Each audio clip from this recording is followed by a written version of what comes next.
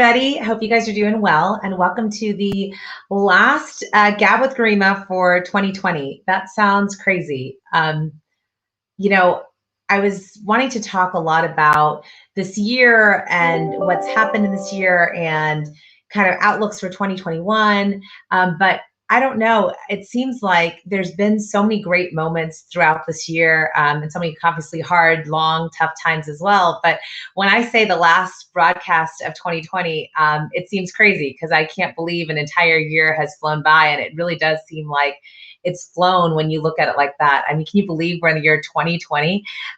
If you are my age, you may even remember when we were worried about the year 2000 and Y2K and all of that, and 2020 sounded so far away.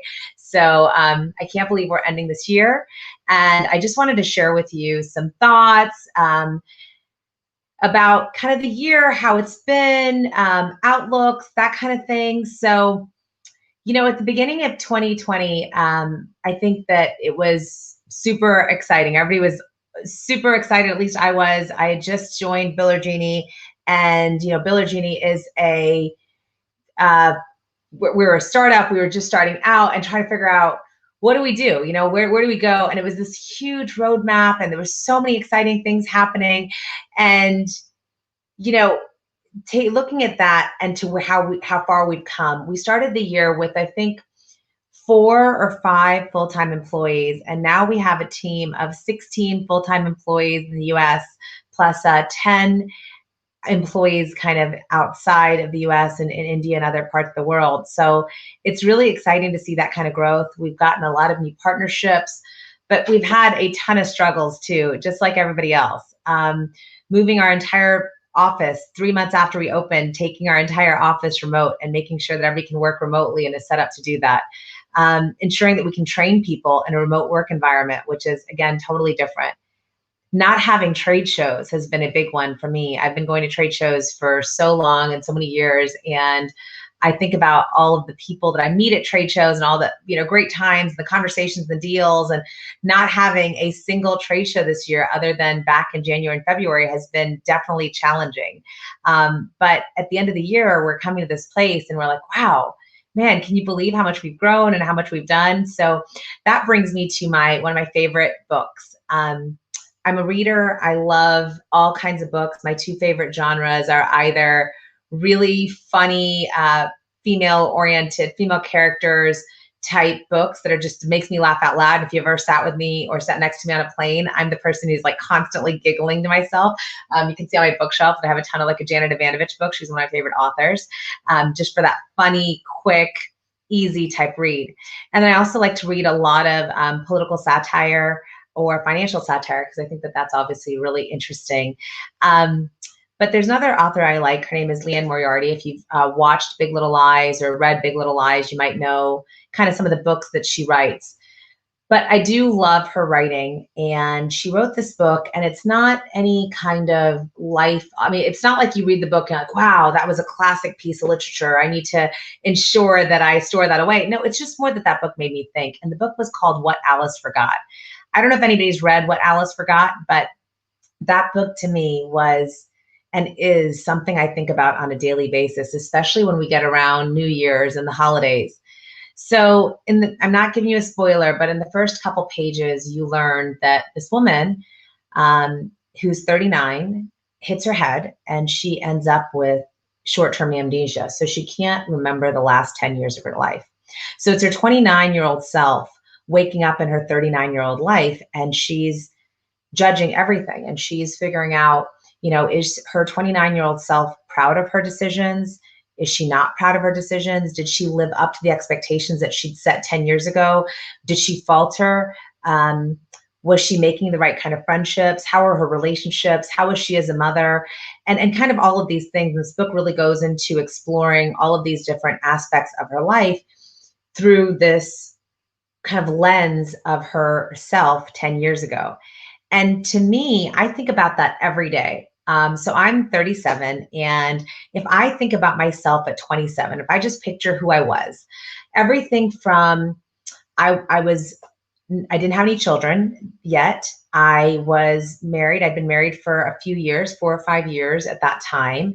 I was traveling a ton for work. I was very, very into sales, and I was kind of all over the place. I was traveling every week for work. I thought that that was not just normal, but expected. I I was always surrounded by a lot of people. I loved to have a lot of friends, but I didn't really cherish great friendships. I just liked being surrounded by a ton of people who were fun. And now I look at that life as compared to who I am now. And, my husband and I have been together now. We've been married for 15 years. We have 2 kids. They're 8 and 5. So they're growing crazy fast. I have a totally different group of friends. I like to work a lot more with training and managing and working with people. And I found that that's really my passion. I am very into health and wellness. And so I'm just a completely different person than I was 10 years ago. And so I urge all of you to think about yourself 10 years ago and put yourself in that position and think about, who was I and what did I prioritize and what were my goals and ambitions and what did I think that I would achieve in 10 years? And then think about that forward. So now I'm thinking about, what do I want to be in 10 years? And do I want what do I think? Will I be proud of myself? Will I have achieved the things that were really important? Will I have built the relationships that I really needed to build? Will I have prioritized my life in the right way? Whether that's friends, family, for some people, fame, fortune, but will I be proud of myself kind of in that 10 years? So, and I think that that's something when we're talking about New Year's resolutions and we're talking about how to formulate a New Year's resolution and what should I be, my New Year's resolution, and I think that's been this way for a few years now, is to ensure that that 10 years from now, I will still be proud of myself and I will be true to whatever it is that I need to get done. So for me, I've got a lot of ambitions. I had really wanted to always work in a software and startup space. So I'm really excited that came true this year, and we're growing like crazy. We've got quite a few more resolutions that we're trying to uphold for myself. It's not just for New Year's, but it's for the next 3 to 5 years. I'm looking to ensure that we become a unicorn. I'm looking to follow more of my passions. I think that we're so quick to put work and so many of those things first that we forget about our own passions. So like, I love to dance. I'm on a dance team. I love to play tennis. I get to play on a tennis team. I love being with my friends, my family. I love to travel. So, really putting my passions first and ensuring that I'm happy and I'm living a really happy life is pretty important to me. But if you haven't read What Alice Forgot, I highly recommend it.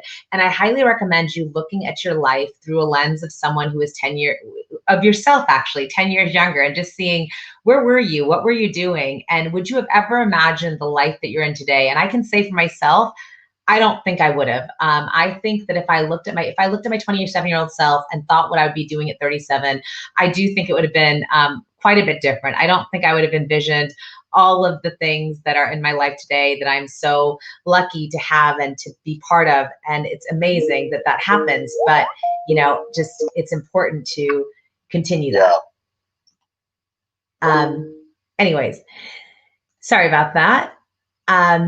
So anyways, let's talk about what is coming up in 2021 for Biller Genie. So in 2021 for Biller Genie, we have quite a few new partnerships that we are announcing. So as you all saw, we announced our USA ePay partnership. We also have a major partnership with a bank, a national bank. You'll see a lot more press around that. We have almost finished closing our round of funding, which is huge. We are hiring more people. We are ensuring that our product roadmap is perfectly aligned to our new partnerships that we're bringing on board. We are going to be expanding into a lot of different verticals and vertical specific. Also, if you know a lot about our products, you know that we go from invoice creation to reconciliation, and we handle that entire accounts receivable process flow. we're planning on expanding that even more to maybe get into the side of post collections and things like that to really take care of someone's entire accounts receivable workflow. I'm just so excited for 2021 and all of the new relationships and people and everything else, and to actually be able to hopefully go to trade shows and meet people face to face, and just all of those wonderful things that we've been missing out on. And, you know, someone said today that it's the simple pleasures that they meet that they're missing, right? Like the ability to say, hey, let's go talk about this, or let's go hash this out and grab a drink. And that's the simple pleasures that I know that I'm missing. So I'm really looking forward to doing a lot more of that. I'm definitely looking forward to following my passions a lot more and ensuring that not just myself, but setting an example for everybody to be as happy as they possibly can and live a happy life by being fully fulfilled in what they do and what their choices are. So that's really exciting. For Gab with Garima, there's going to be a lot more episodes. We started doing this approximately 3 months ago now. So starting in January, we'll have an episode every single week. We would love your input. Sometimes it gets hard to just chat up here, so I would love your input. We're looking for guest speakers. If there's any topics that you'd like us to cover, we'd love to have that as well. So please, please, please let us know if you'd like to hear anything there. You know, we are also really excited about what's going on in the overall, like in the startup world in Florida. I mean, there's been so many huge, big transactions, and with Shipmonk and Fat Merchant and those kinds of things. And it's great to see that technology scene growing in Florida.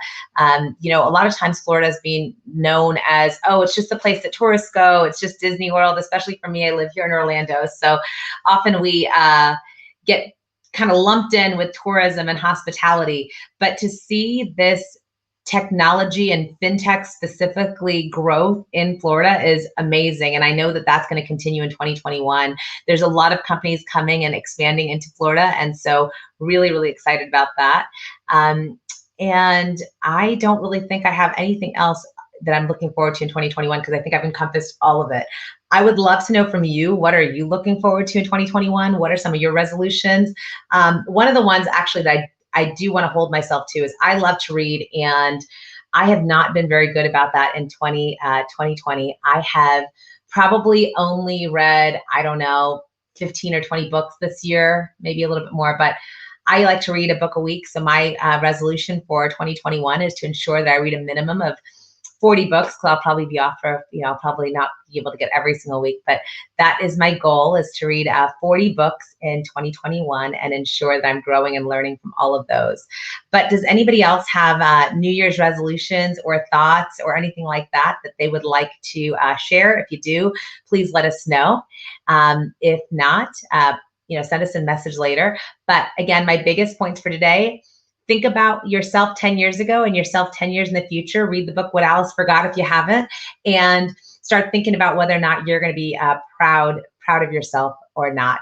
And then also look forward to 2021 and ensure that you are happy. If no matter what New Year's resolution you make, just make sure that you're doing something that makes you happy, because the happier you are, the more fulfilled you are, the better you're going to be as part of the human race and for humanity. So ensure that you are doing the things that make you happy, that really get you going, the things that you're most passionate about. And that's where you're going to find your realm of genius. So I urge all of you to look for your realm of genius. I urge all of you to think about 10 years ago and 10 years in the future, and really look at those New Year's resolutions. I know 2021 is going to be a totally exciting, amazing year, and we wish all of you happy holidays, happy new year. We are so excited that you guys all pay attention to us and watch us, and we really appreciate all of your support, and we look to continue that in 2021. So thank you guys so much, and have a great day.